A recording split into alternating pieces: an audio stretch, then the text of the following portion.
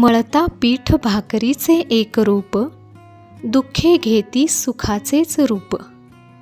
अलगद थापता गोल गरगरीत, वाटे पसरे फुलेच सुगंधित.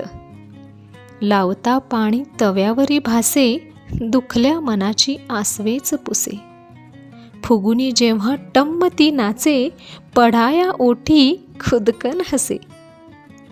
आशा नवी उरी हवी, संचारे अंगी जिद्द नवी.